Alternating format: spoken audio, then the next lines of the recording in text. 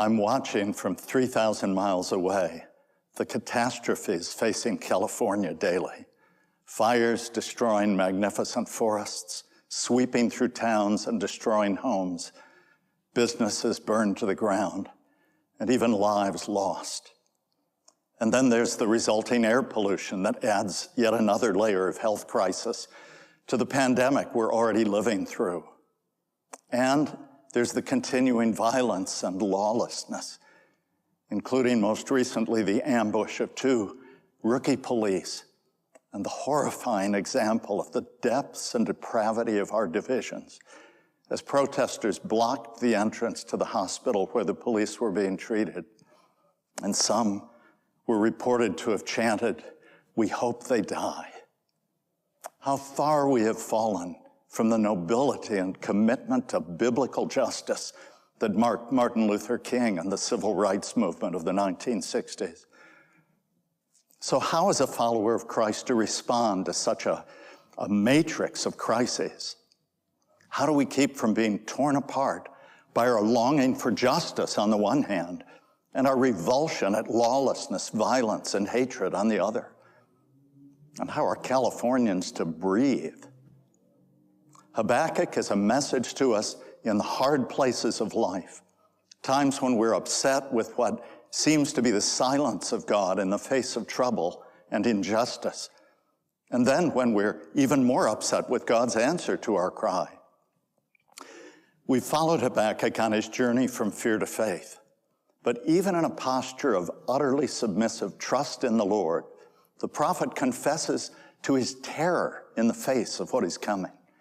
And he records the vision and says, "I hear, and my body trembles. My lips quiver at the sound. My legs tremble beneath me." And I thank God for the prophet's honesty. You and I are tempted to think that to be a person of faith is to be fearless. We tend to think that if we really trust in the Lord, if our faith is just strong enough, we will never tremble with fear in times of trouble. But that simply isn't true, as the kings of Israel, the psalmists, the prophets, not to mention the Lord Jesus himself and his apostles, all attest through their times of anxiety and trembling and fear in the face of what was coming. We see in this final prayer song, the prophet move from fear and trembling to singing and rejoicing in the Lord. That, in fact, is the great lesson of this final chapter, that the Bible's antidote to anxiety and fear is neither resigning yourself stoically to whatever comes, nor somehow working up the courage to face whatever comes, but rather rejoicing in the face of whatever comes. It is learning to rejoice, learning to look forward to what God will do with the relatively small messes we find ourselves in and the enormous messes the world finds itself in. But how do we get there? This morning, I invite you to look with me one more time at the movement in this prophet's experience that carried him from fear and trembling to a faith that sang with joy in the face of what had previously terrified him. So there are a number of moves that I would invite you to make this morning as we follow the prophet in the moves that he made from fear to faith. First, we must be in honest conversation with the living God, not merely talking about him, but talking to him, offering him our songs that give voice to the cries and whispers of our hearts. This third chapter begins with the words, "A prayer of Habakkuk the prophet," according to Shigiono. Shigiono was apparently a musical direction. We find it, for example, in Psalm 7, where David wanted that psalm that he had written, that song, to be sung in this way. And the prophet, therefore, is recording a passionate prayer from the heart to be sung to the Lord. He's not merely talking about God. He's even singing to the Lord in the midst of his distress. We have a natural tendency to forget about God until things go wrong. And then we suddenly cry out, "Oh, God, where are you? Help!" We feel lost because we've not learned to cultivate, in good times and bad, a daily, hourly, even moment-to-moment sense of God's presence. If we love someone, we have a hard time getting them out of our thoughts. And so too, if we are growing in our love of the Lord and our practice of his presence, we begin to find it most natural to sense his presence always and to turn to him all throughout the day, whatever's happening, without any sense that we've been apart from him or that he has hidden his face from us. But apparently the prophet had not been walking in that kind of intimacy with the Lord. He's just been crying out to the Lord. He's been doing all the talking and not any listening. Because the prophecy, if you remember, opens with Habakkuk crying out, "Lord, how long shall I cry for help and you will not hear?" But as the Bible shows us in story after story, psalm after psalm, prophecy after prophecy, God is never silent. The problem is that we are deaf to his voice. Psalm 91 says it so well. The heavens are telling the glory of God. The skies above proclaim the work of his hands. Day to day pours forth speech. Night to night declares knowledge. There's nowhere, the psalmist says, where his voice does not go throughout the world constantly. What is needed is not for God finally to speak, but rather for his people finally to be quiet and still enough to hear him speak. Eugene Peterson has put this whole idea in a very memorable way. He says that we should learn to read God's word in such a way that our eyes become ears. In other words, that we hear him speak to us through his word in the very depth of our being. Another way of expressing this is that we need to learn to read the Bible not only for information, as for formation. Of course, there's much to be learned doctrinally, historically, ethically, but the Bible's main purpose is that we might know the living God personally and be transformed by his Spirit working through his word to remake us from the inside out. And this calls for us to talk to God more than we talk about God, which is, I confess, a special challenge for those of us whose job is to talk about God all the time to people. May I also just say a word as an aside to parents whose children may be struggling spiritually. When our children are young, we teach them the things of God through our words and hopefully through our lives. But as they reach adult years, it is, I think, a wise parent who respects the freedom that God gives them to trust and obey or not. And at that point, I would encourage you to talk more to God about your children than you talk to your children about God. If you've taught them well, they have truth stored up in their hearts. And now you have the opportunity to love them well and let love ignite all of that truth that you've taught them over the years.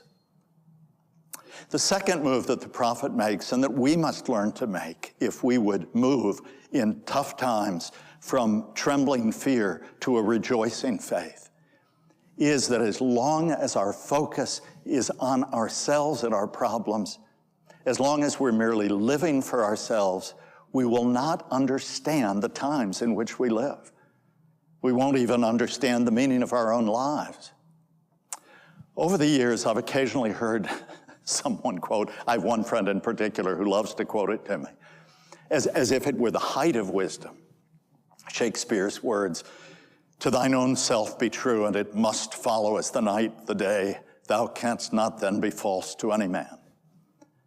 People who quote that approvingly don't seem to realize that Shakespeare put those words in the mouth of one of his most pompous fools, Polonius. Shakespeare was making the ironic point that the one who has no higher standard of truth than himself is in the end doomed to betray everyone who trusts him. But he put far wiser words in the mouth of Portia, who said, "Though justice be thy plea, consider this, that in the course of justice, none of us should see salvation. We do pray for mercy.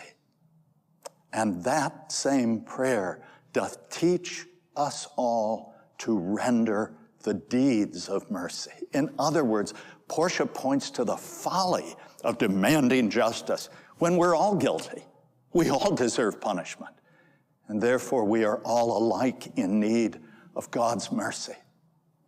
If it's all about me, then I and everyone around me are doomed.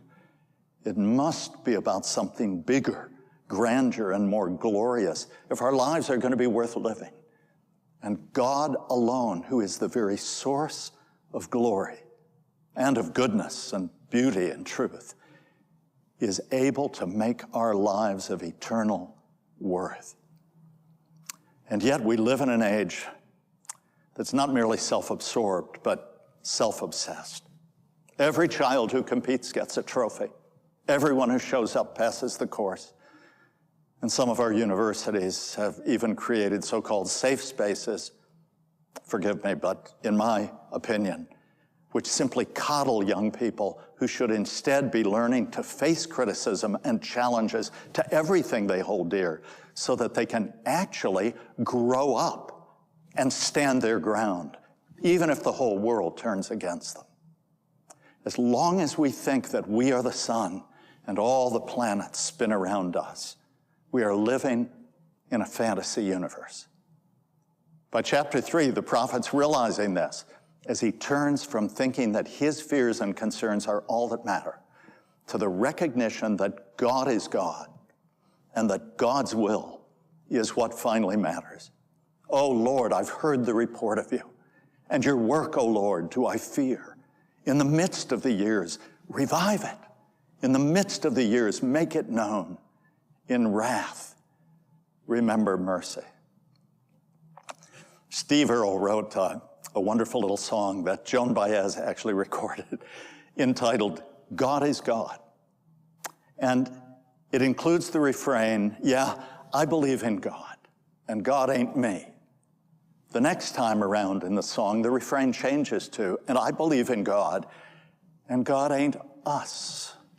The final time he comes to the refrain, he writes, but I believe in God, and God is God.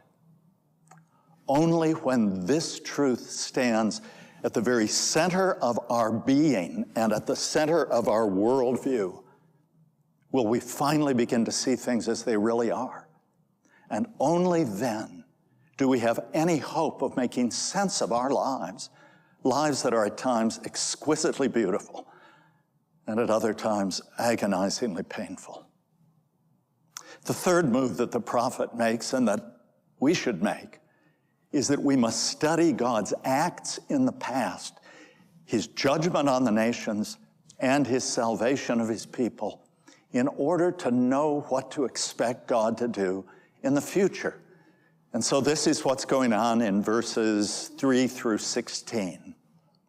The prophet now begins to recall and celebrate God's mighty acts in history, both his judgment of the nations and his salvation of his people. And he sees how the two go hand in hand. He writes, you marched through the earth in fury. You threshed the nations in anger. You went out for the salvation of your people, for the salvation of your anointed. Certainly the history of the Bible, or of Israel in the Bible, is a testament to this. God's people constantly lived in this rhythm, beginning in the days of the judges when we read there was no king in Israel and everyone did what was right in his own eyes. It was the same story over and over. As God's people prospered, they would grow comfortable and forget that they're the Lord's and to live for his glory. And so he would permit a neighboring nation to subdue and oppress them until they remembered the Lord and cried out to him for mercy. And then he would hear their cry, send a deliverer who would deliver them. And yet in no time, they would sink back into apathy and unbelief until once again defeated and oppressed, and then they would cry out to the Lord. And when God finally let them have a king like the surrounding nations, nothing changed. The same weary cycle of unbelief and disobedience, bondage, oppression, deliverance, rejoicing, prosperity, cynicism, unbelief, apathy, bondage, oppression. The cycle goes on and on. It's easy to stand back and shake our heads at the stories in the Bible, but isn't that really your story and mine? Aren't we just like the people who meet us on the pages of the Bible? And so too the story of the church throughout the ages. We prosper, grow fat and rich, while our children grow cynical and turn from the Lord. At last we're told that God is dead, the church irrelevant, the gospel just an outdated story. And in our distress, we cry to the Lord. And the church bursts back into life and health. We've seen this happen just in our lifetime in Asia and in the global South, as well as in many of the world's great cities. The death knell rung for the church repeatedly throughout history is always premature and will always be premature, for the gates of hell will not prevail. And so as a result of these three moves, we start to get excited.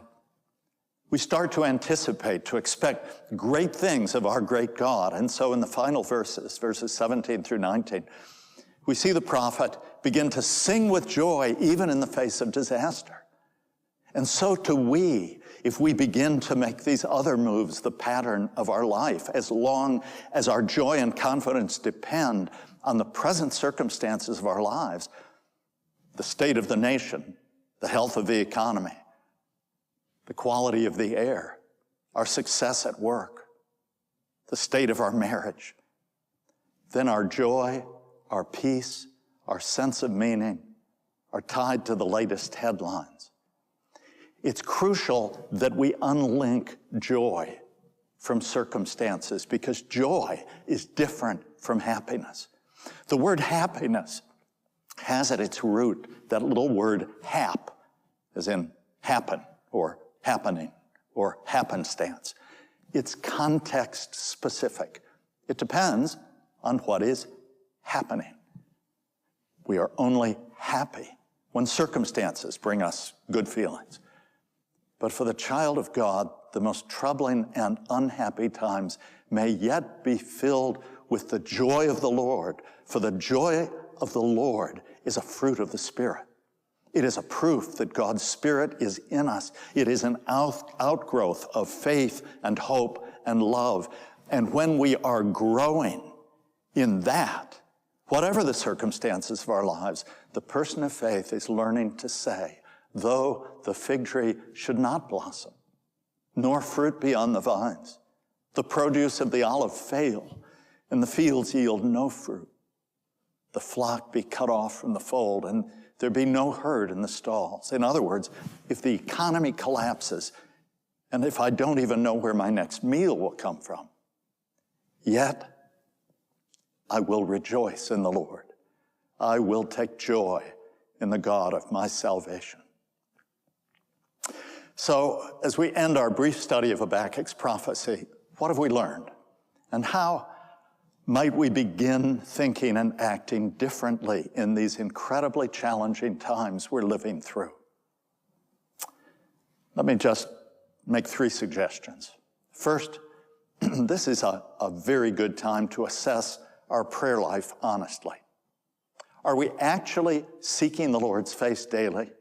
Not making up pious-sounding prayers, but crying out from the heart, engaging God in honest conversation, and then being quiet and still enough to hear him speak to us through his word, through wise friends, through providential circumstances, through the moving of our heart. Second, are we studying the great narrative passages of the Old Testament, the story of God's dealings with Israel, in order to learn God's ways in history? We must know the Old Testament. The Apostle Paul tells us in 1 Corinthians 10 that these things took place as examples for us.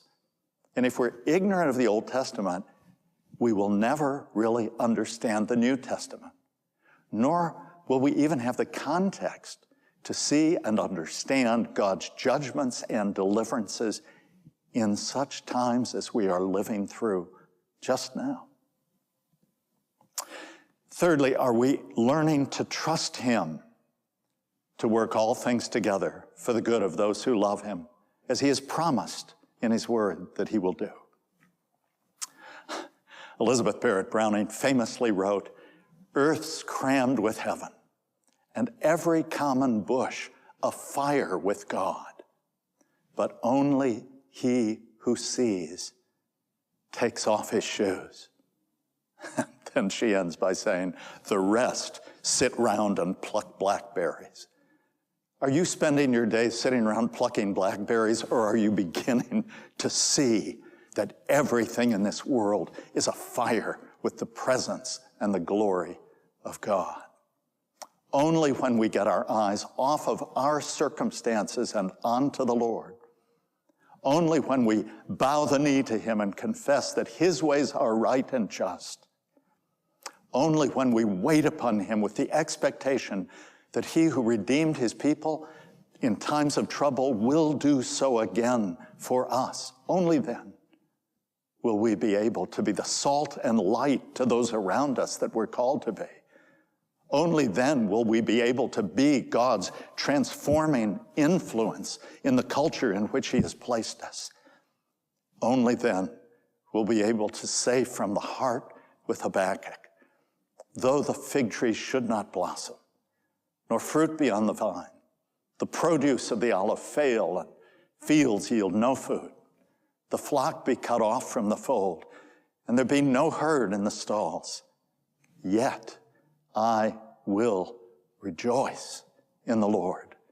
I will take joy in the God of my salvation. God, the Lord, is my strength. He makes my feet like the deer's. He makes me tread on my high places." May God make us such people. Amen.